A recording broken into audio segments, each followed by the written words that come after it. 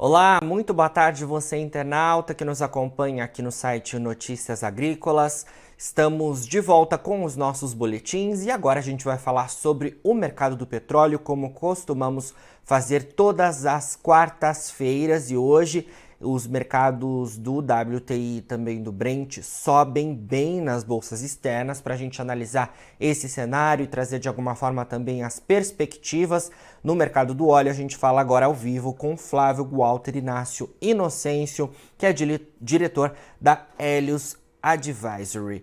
Flávio, muito boa tarde, obrigado pela sua presença aqui com a gente. Muito boa tarde, mais uma vez obrigado pelo convite e é um prazer estar aqui. Prazer é nosso.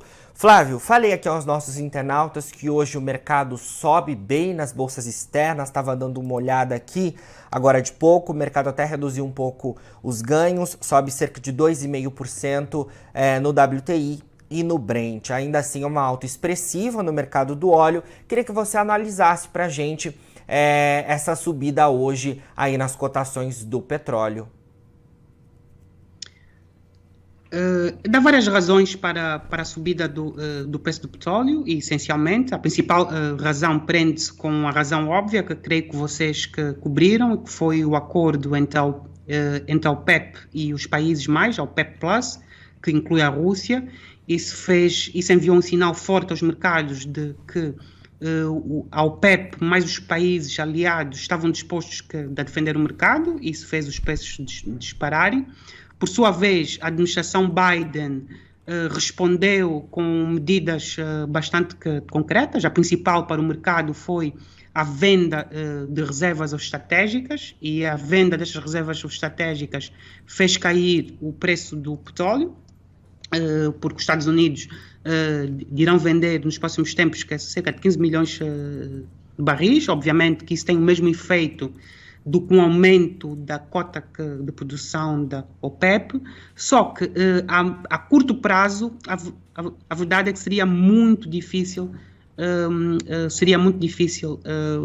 colmatar isso, por várias razões. A principal razão que prende-se com a crise que existe no mercado diesel. Existe um problema muito grande de refinação de crude, que não vai ser colmatado com a venda de crude. Portanto, os derivados também são um fator de incerteza, porque existe uma crise muito grande quanto aos inventórios e a capacidade de refinação do diesel, que é um dos fatores que nós podemos dar como exemplo.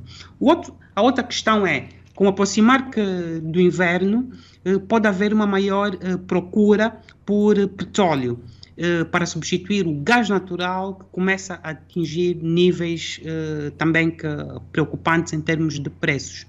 O outro aspecto que é fundamental, que é ter em conta, é que o mercado não acredita que no médio prazo seja possível fazer face a este corte da produção, 2 milhões de barris por dia, que a OPEP+ decidiu anunciar.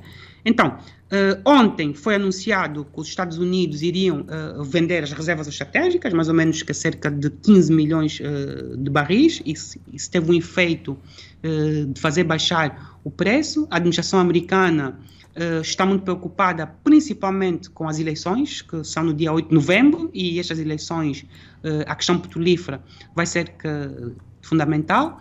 O outro aspecto muito importante é que a União Europeia também decidiu, portanto, colocar um teto máximo ao petróleo russo. Os russos decidiram que não iriam vender a países que cortassem nesse preço que seria o valor do mercado, e no fundo isto é uma resposta dos mercados a esta incapacidade que existe de colocar mais barris de petróleo, olhando para este acordo da OPEP+.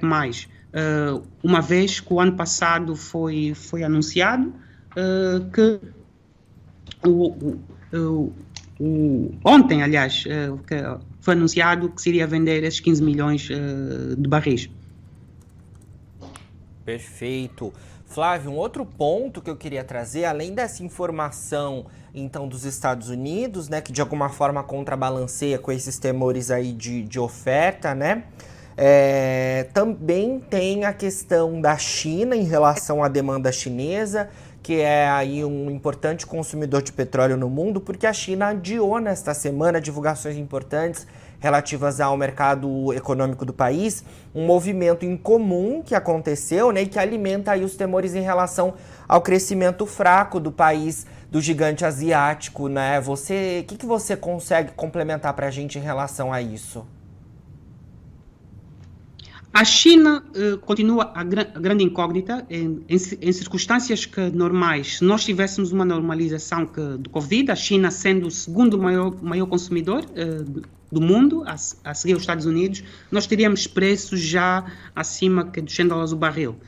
Só que a estratégia que chinesa quanto ao combate do Covid continua, uma estratégia de limitação de circulação. Isso afetou bastante a procura por petróleo e também por gás natural também. Agora, isto não significa que a demanda, a procura por gás natural na China tenha desaparecido, pelo contrário. Nós podemos ter, principalmente assim que terminar este congresso, onde o presidente chinês vai conseguir, portanto, um apoio incondicional do Partido Comunista Chinês para o terceiro mandato, o que é algo incomum, nós podemos ter uma recuperação económica da China, principalmente derivada deste aumento da demanda, e isso pode ser uma influência também nos mercados. O que nós sabemos de algumas casas de investimento em Londres, principalmente no mercado londrino, que nós olhamos muito e trabalhamos muito com o preço Brent, que é a referência americana, nós podemos ter uma situação em que nós podemos ter no próximo mês e meio uma situação de preços bastante altos, porque o mercado vai ver que esta venda das reservas estratégicas petrolíferas americanas são insuficientes para colmatar. E principalmente olhando para o que se passara no mercado chinês. O mercado chinês é uma incógnita. Pelas razões que eu referi, fala-se muito do arrefecimento da economia chinesa há bastante tempo, mas isto é parcialmente auto-infligido. Portanto, na nossa perspectiva, a China pode facilmente aumentar, portanto, as suas compras de crude, principalmente crude que vem do Médio Oriente. Perfeito. Flávio, na sessão desta quarta-feira, né, como costumeiramente ocorre, temos divulgações importantes relativas ao mercado do petróleo. Queria trazer 2 destaques aqui para a gente comentar um pouco. Um deles é em relação aí à divulgação dos estoques lá nos Estados Unidos, relacionado ao óleo, né, e também o cenário de combustíveis no país. E hoje a gente teve uma queda inesperada com relação aos dados da semana passada, que são sempre, né, os dados divulgados são sempre retroativos, né, e a gente teve uma nova queda nos estoques de petróleo, mesmo a gente tendo aí esse anúncio de liberação de reservas estratégicas do país. Queria que você comentasse um pouco essa divulgação do dia, como é que o mercado também de alguma forma acompanhou isso. Há várias questões aqui importantes que nós temos que considerar quanto aos Estados Unidos. Quanto aos Estados Unidos, o primeiro aspecto que eu disse que temos que considerar é a questão do diesel. Existe um problema muito grave quanto à falta de diesel e capacidade de refinação. E isso é um problema que se arrasta já há algum tempo, o problema que tem-se vindo a agudizar.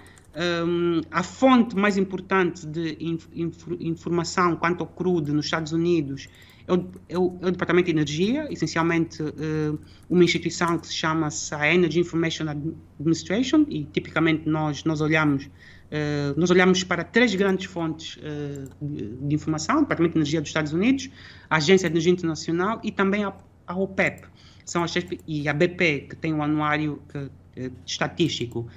Mas quanto à perspectiva de energia para outubro, o que nós podemos ver é que nós podemos ver uma situação onde o mercado espera, portanto, prevê-se que o preço do petróleo possa ter uma média na última parte, no último trimestre, para cerca de 93, 95 dólares o barril. A grande questão é essa que eu disse, é que dificilmente nós vamos ter uma compensação destes cortes de produção que a OPEP anunciou, e isso também afeta o preço nos Estados Unidos, porque os Estados Unidos tem um preço mundial. E a verdade é que os preços estão ainda a máximos históricos. Se olharmos para os preços do ano passado, e este Departamento de Energia dos Estados Unidos também prevê uma situação mais negativa para 2023.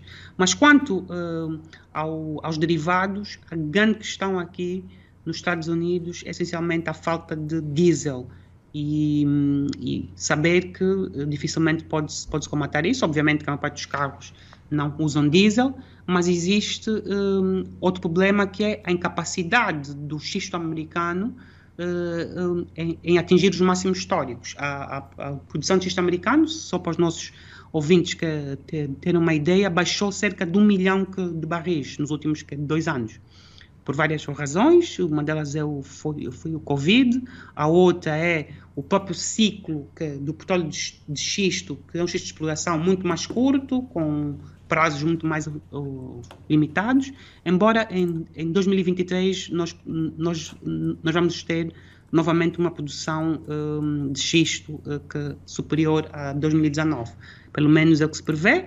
E o Departamento de Energia também prevê preços mais altos para o ano, a começar neste último trimestre. Então, eles dizem que temos que ter algum cuidado. O outro aspecto é o inverno, do inverno, que tipicamente faz disparar do consumo de gás natural, como referi, tanto nos Estados Unidos como na Europa, e tipicamente o que nós assistimos é o efeito de substituição, o chamado fuel for oil, isto é, muitas entidades, muitas empresas ligadas à produção elétrica, em última análise, utilizarem também crude para produção elétrica, que não é o mais eficiente, e isso tem um efeito também na procura agregada, na demanda agregada por crude. Então, estas razões todas levam-nos a indicar que nós podemos ter uma situação muito complicada. Por um lado, que os Estados Unidos são um país que já é quase, vamos chamar, quase autossuficiente em petróleo, mas eles importam cerca ainda de 2 milhões, em termos líquidos, de barris de petróleo por dia, mas os Estados Unidos estão sujeitos também aos preços de mercado internacionais. E o que temos... portanto, apesar de tudo, é uma diferença do WTI com o Brent bastante significativa, o que significa que há mais petróleo disponível nos Estados Unidos do que no ponto de referência global, que é o Brent. Mas isso não significa que essa insuficiência seja totalmente coberta pela produção americana. Então, os preços que refletem a procura global agregada. Certo. Flávio, para a gente fechar, queria trazer também aqui para a nossa conversa, olhando um pouco mais à distância, né, como é que os preços no mercado podem se comportar, porque vi na imprensa internacional as informações relativas aí ao início de novas sanções que entrariam em vigor da União Europeia contra a Rússia por conta da guerra com a Ucrânia no início do ano que vem, mais precisamente em fevereiro. Diante dessa informação e olhando a conjuntura do mercado com o que a gente já analisou, como é que a gente pode ver o mercado reagindo aí a essas informações e quais são os patamares de preços esperados ao longo ainda desse ano de 2022 e para o início de 2023 na sua visão? As grandes entidades fazem sempre previsões. Isso é um bom ponto que levantas. É um ponto muito, muito importante. Obrigado por ter levantado isso. A grande questão é que a Rússia ainda está entre os 3 principais produtores globais de petróleo. A Rússia produz mais ou menos 9 a 10 milhões de barris de petróleo por dia. Agora é um bocadinho menos por causa das sanções. Parte deste crudo agora é vendido para a Ásia, principalmente com descontos enormes, o Urals, que é o preço de referência russo. A grande questão é que vai ser muito difícil para a Rússia, em especial, não ter um incentivo para vender este crudo para a Ásia. Então, por um lado, vamos ter um efeito em que a Europa pode não comprar petróleo russo, mas vai comprar indiretamente o petróleo que vai ser afetado pelas sanções. Em que sentido? No sentido que a Europa não controla o preço mundial. O preço mundial determinado pelas dinâmicas da procura e oferta, e vimos com muita influência de entidades como a OPEP, ou estados relevantes como os Estados Unidos e outros da OCDE, quando decidem vender reservas estratégicas. Isso tem um efeito de manipulação também do mercado. Não é só a OPEP, um dos efeitos que tem é também a manipulação de mercado, e estas sanções, a meu ver, podem ter este efeito, no sentido que a Europa vai sofrer pelo preço que, em última análise, é determinado pela dinâmica da procura e oferta. E creio que na edição passada eu disse que no último trimestre a OPEP previa um aumento de cerca de 2 milhões de barris de petróleo em termos de consumo, no último trimestre de 2022. Para 2023, por exemplo, a OPEP prevê um aumento também significativo da demanda por petróleo. Então, a questão é de saber se as sanções vão conseguir, por um lado, fazer com que o preço seja um preço moderado e garantir aos preços que a União Europeia quer, e essencialmente, esse crudo.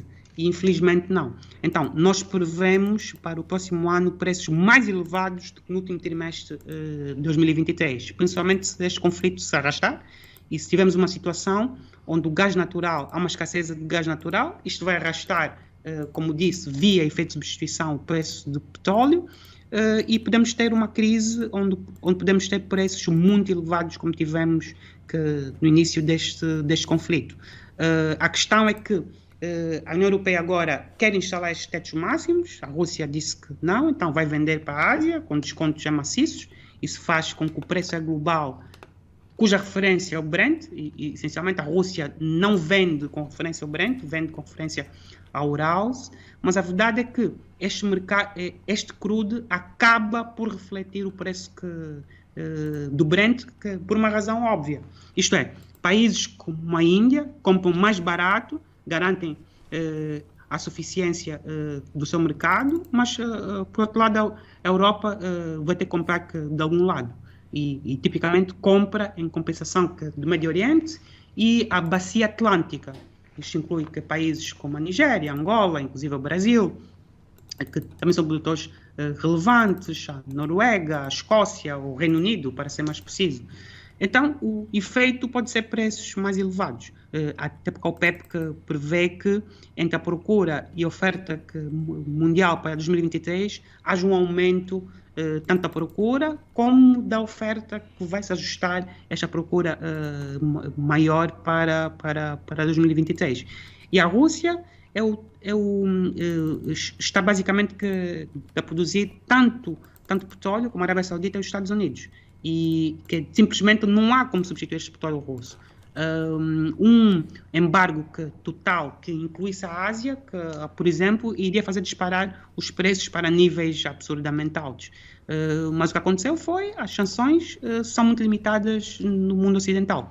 A Índia continua a comprar, o Paquistão que vai começar a comprar petróleo e gás russo, o Vietnã também, a China, portanto, um conjunto de países que não se enquadram dentro do bloco europeu. E podemos ter, então, este problema de preços altos, e uma segmentação de mercado. Certo, Flávio. Vamos acompanhar aí todos esses desdobramentos. É claro que a gente seguirá conversando aí, nos falando ao longo desse ano de 2022 para atualizar os nossos internautas. Obrigado mais uma vez pela sua entrevista, Flávio. Muito obrigado eu e lamento pela câmara e continuação de bom dia, Jonathan. Obrigado. Nos falaremos ainda muito ao longo desse ano de 2022 para analisar o cenário do mercado do petróleo, esse mercado que tem oscilado bastante. Agora, na finalização dos nossos boletins, você fica com as nossas redes sociais. Siga a gente por lá para se manter atualizado sobre as informações do agronegócio brasileiro. A gente fica com o nosso boletim de momento por aqui, mas daqui a pouquinho tem mais informações. Siga por aí, a gente se vê. Participe das nossas mídias sociais, no Facebook, Notícias Agrícolas, no Instagram, @Notícias Agrícolas e em nosso Twitter, @Noteagri. E para assistir todos os vídeos, se inscreva no YouTube, na Twitch, no Notícias Agrícolas Oficial.